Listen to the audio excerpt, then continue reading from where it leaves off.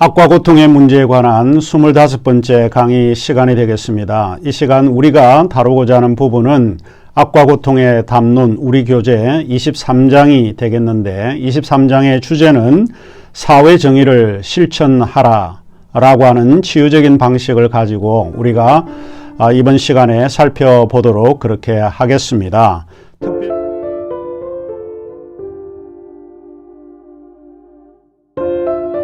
특별히 이번 강의에서는 악이 형성되는 조건에 대해서 한번 생각해 보려고 하고, 그리고 악이 만들어진 그 조건을 어떻게 하면 우리가 극복할 수 있고 대처할 수 있는가 하는 문제를 우리가 생각해 보려고 합니다. 대체로 악을 만들어내는 조건을 우리가 살펴보게 되면 사회의 폭압적이고 억압적인 그런 상황이 굉장히 중요합니다. 그리고 주변의 환경이라고 하는 것, 우리에게 좋은 환경도 있지만은 나쁜 환경도 많이 있기 때문에 이와 같은 좋지 않은 환경에 의해서 어떻게 악이 만들어지는가, 형성이 되어지는가, 이런 문제를 우리가 논의해 보려고 합니다. 이 문제는 사실 개인적인 측면에 대한 악의 문제라기보다는 구조적이고 집단적인 그런 측면에서 악이 형성되어지는 조건이라고 볼 수 있습니다. 왜냐하면 사회에 이와 같은 억압적인 환경이 악을 만들어내고 있기 때문에 그렇습니다. 그러므로 악이 형성되는 조건은 자유를 억압할 뿐만 아니라 개인들의 자유로운 그 행위를 차단하는 그런 결과를 가져올 수 있습니다. 이런 상황에 있는 사람은 악에 의해서 나쁜 영향을 받을 수도 있고, 그리고 나아가서는 나쁜 인격적 그런 성품을 만들어낼 수 있다 하는 이야기입니다. 결국 나쁜 인간성이라고 하는 것은 사회의 악을 조성하는 그런 여건을 형성하고 있습니다. 악은 하나의 관념적 그런 성격을 가지고 있기 때문에 중립적으로 이해하는 것이 필요합니다. 누가 어떻게 악을 만들어내는가 하는 것이 사회에 미치는 영향이 지대하다라고 볼 수 있습니다. 이런 점에서 악의 형태와 모습은 누가 악을 조장하는가에 따라서 나타난다라고 볼 수 있습니다. 그래서 결국에는 우리가 이 악을 만들어내는 것이 개인이냐 아니면 사회, 구조, 즉 혹은 집단이냐 하는 그런 문제를 가지고 우리가 논의가 될 수 있을 것 같은데, 개인이 변화되어서 사회를 변화시킬 수가 있습니다. 또 반대로 사회가 변화되면은 개인에게도 영향을 미쳐서 좋은 인간성을 만들어내어서 악을 감소시킬 수 있는 그런 것도 가능하다라고 볼 수 있습니다. 그런데 오늘 우리가 이제 다루고자 하는 이 부분은 개인보다는 사회의 어떤 구조, 환경, 이런 것이 이제 악을 만들어낼 수 있다라고 보기 때문에 이런 것이 더 선행해야 되지 않냐라고 하는 의미에서 사회 정의라고 하는 것이 악에 대한 그 문제를 치유하는 과정에서 상당히 중요하다라고 볼 수 있습니다. 우리 교재 310쪽에 들어가면서 집단으로서의 사회가 개인을 강제할 수 있다라고 하는 의미에서 사회의 사악하고 부조리한 그런 환경을 개선하는 것이 옳다라고 봅니다. 제가 이제 여기에서 봉준호 감독의 괴물이라고 하는 영화를 잠시 예로 들어 보았는데, 봉준호 감독의 영화 괴물, 여러분도 다 이 괴물의 영화를 관람하셨을 거라고 생각을 하는데, 제가 이제 보고 느끼는 것은 괴물이라고 하는 이 영화는 아마 생태계의 환경이 괴물을 만들어내는 것이 아닌가라고 제가 영화를 관람하면서 생각을 해낸 것입니다. 그 영화를 보면 2000년 어느 날 한국과 미국이 공동으로 사용하는 연구실에서 100개나 되는 그런 병들이 한강으로 흘러 들어가는 그런 이야기입니다.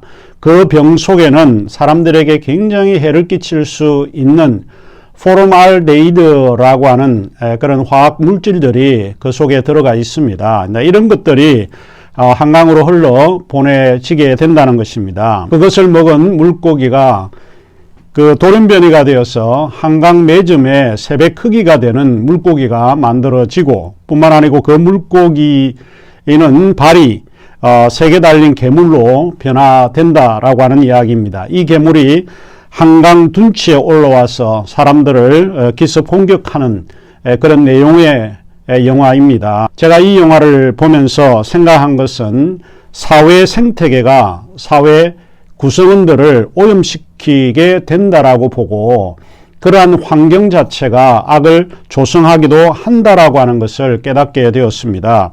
사회 환경이라고 하는 것은 악을 만들어내는 조건을 형성할 수 있거나 아니면 악을 억제하는 기능도 하게 됩니다. 그래서 사실은 개인보다는 사회 그 구조가 더 중요하다라고 하는 생각을 하게 됩니다.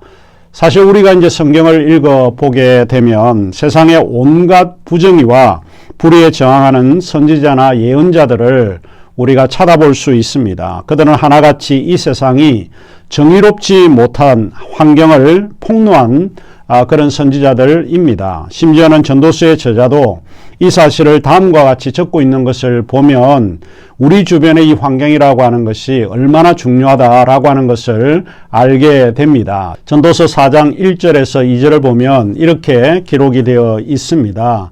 나는 또 세상에서 벌어지는 온갖 억압을 보았다. 억눌리는 사람들이 눈물을 흘려도 그들을 위로하는 사람이 없다. 억누르는 사람들은 폭력을 휘두르는데 억눌리는 사람들을 위로하는 사람이 없다. 그래서 나는 아직 살아 숨쉬는 사람보다는 이미 숨이 넘어가 죽은 사람이 더 복되다고 말하였다. 이게 전도서 4장에서 이제 이야기를 하고 있는데 세상은 이제 왜 이런가? 누가 세상을 이렇게 악의 모습으로 만들고 있는가?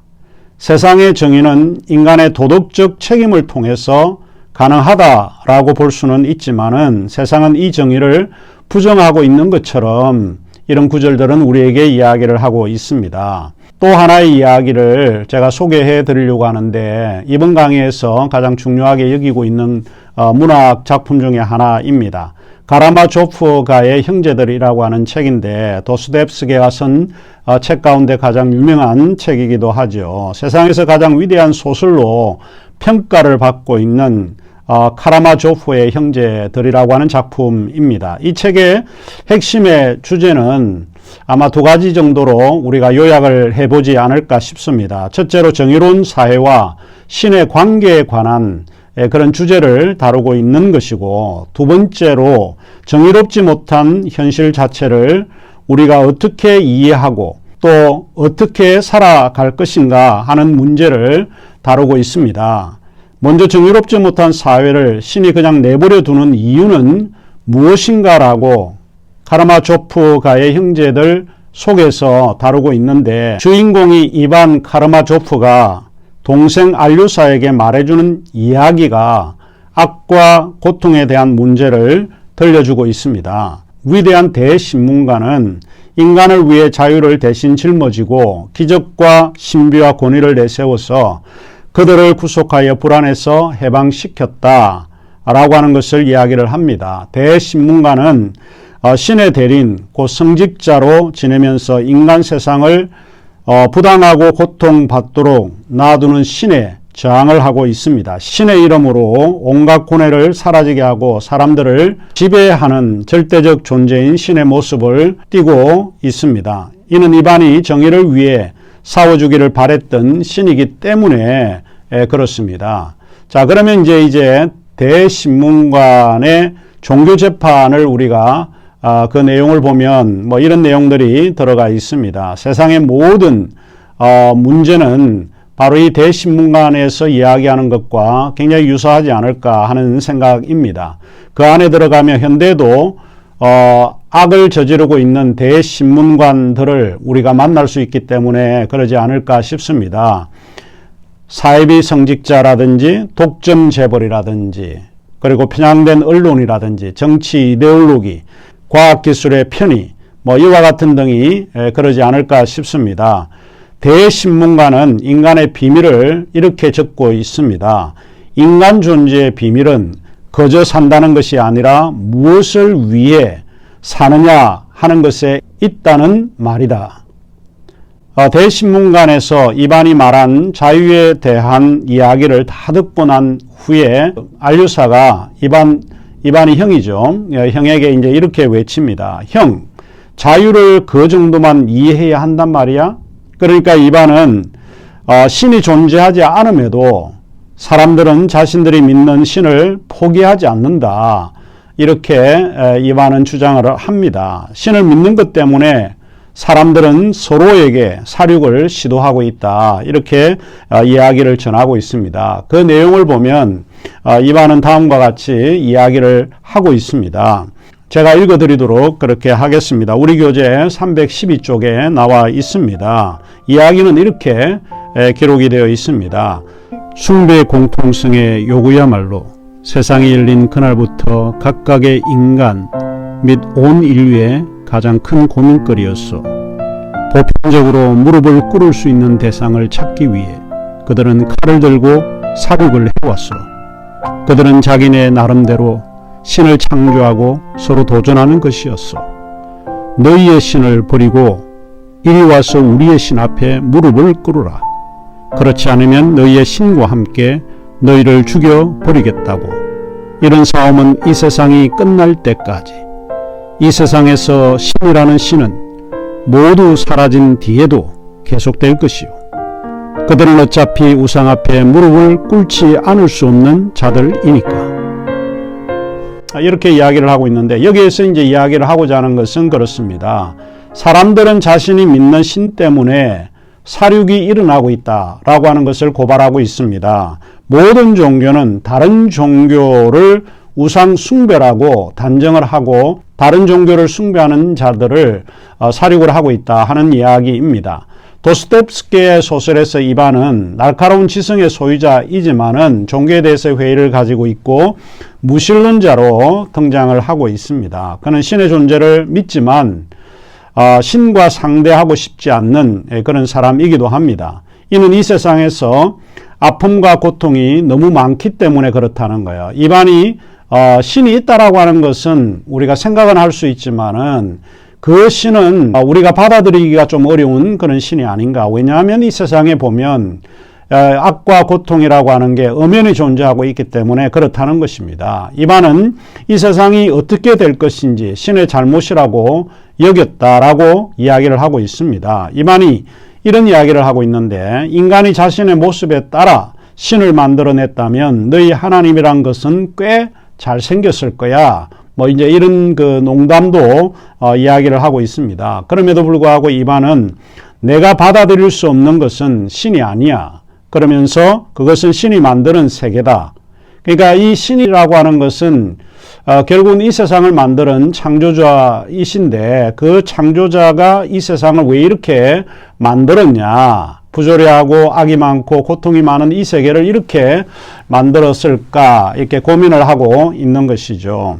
그러면서 그는 나는 이 세상의 일들을 도저히 용납할 수 없고 또 용납하고 싶지도 않다라고 이야기를 합니다. 거기에는 온갖 나쁜 것들이 자영되고 있는 것이 신이 만드는 세계이기 때문에 그렇다는 것이죠. 그러므로 이 세계라고 하는 것은 그야말로 사람 사는 곳이 아니다라고 이야기를 합니다. 사실 이제 이반은 그 이상적인 인간으로 등장을 하고 있고 작품 속에서 서구의 합리주의와 무신론적 성향을 가지고 있는 인물로 묘사되곤 합니다. 그래서 이 소설에서 이제 이야기하고 있는 건 이반이 부정하는 것은 사실 신이 아니고 신이 창조한 세상, 무의미하고 불합리한 고통으로 가득 차 있는 이 세계가 그에게는 좀 마음이 안 드는 것입니다. 신이 만든 세상에서 고통을 받고 있는 사람들, 인류들, 특히 고통을 받는 어린아이에 대한 그런 연민과 사랑 때문에 천국 입장권을 반환해야겠다. 이렇게 우스갯소리도 그가 소설에서 이야기를 하고 있습니다. 그 중에 터키인에 대한 예를 들고 있는데, 터키인들이 아이들을 괴롭히는데 거의 성적인 쾌락을 느끼는 것 같이 칼로 어머니의 배를 가르고 태아를 당금으로 덜어내는 그 점은 아무것도 아니고, 심한 경우에 어머니가 보는 앞에서 젖먹이를 공중에 올렸다가 떨어지는 아이들을 총금 끝으로 받는 그들의 그 잔인한 행동은 도저히 용납할 수 없다. 물론 이제 소설이지만 뭐 이와 같이 어린아이들에게 정말 이렇게 나쁜 일을 행하는 뭐 이런 것들이 이제 있다라고 보는 것이죠. 그러면서 이제 그는 이렇게 기술을 하고 있습니다. 사실 인간의 잔인한 행위를 가리켜서 짐승과 같다라고 하는 말을 가끔 사용하지만 이 터키인들이 아이들을 다루는 이와 같은 것을 보면 오히려 짐승에겐 대단히 부당하고 모욕적인 말이 아닐 수 없다라고 이야기를 합니다. 짐승은 결코 인간처럼 잔인하지 않기 때문에 그렇다는 거죠. 그래서 예술적인 기교를 부려가면서 잔인한 행위를 하지는 못하니까 사실은 인간은 동물보다 더 못하고 그와 같이 비교도 해서는 안 된다라고 이야기를 합니다. 그래서 이반은 죄가 없는 어린아이가 받는 고통은 결코 설명될 수 없고 설령 절대자 하나님이 직접 설명하여 준다고 해도 결단코 용서할 수 없다. 라고 그가 결론을 내리고 있습니다. 자, 요약을 하자면은 결국에는 계물에서 언급이 되어 있던 것처럼 우리 주변의 환경이라고 하는 것이 결국은 계물을 만들어 낸다라고 보는 것이죠. 정말 비이성적이고 우리가 이해할 수 없는 이런 인물들이 등장하고 있는 것이 우리 주변에 있는 환경에 의해서 만들어지고 있다라고 보는 것이죠. 그 한 개인이라고 하는 그 개인은 환경에 의해서 영향을 받고 있기 때문에 이것은 매우 중요한 그런 요소가 될 수 있습니다. 그래서 결국에는 우리 주변에 이 구조적으로 사회를 정화하고 사회 정의를 실천해야 하는 것이 매우 중요한 요소가 아닐 수 없습니다. 그리고 카르마조프의 형제가들을 통해서 또 우리에게 보여주는 것은 바로 우리의 세계라고 하는 이 환경이 얼마나 중요한가 하는 이야기입니다. 이런 주변의 환경이나 이런 조건과 이런 것들이 결국에는 우리로 하여금 개인에게 나쁜 인간성을 만들어내고 악을 조장하는 그런 환경이 될 수 있다라고 하는 이야기입니다.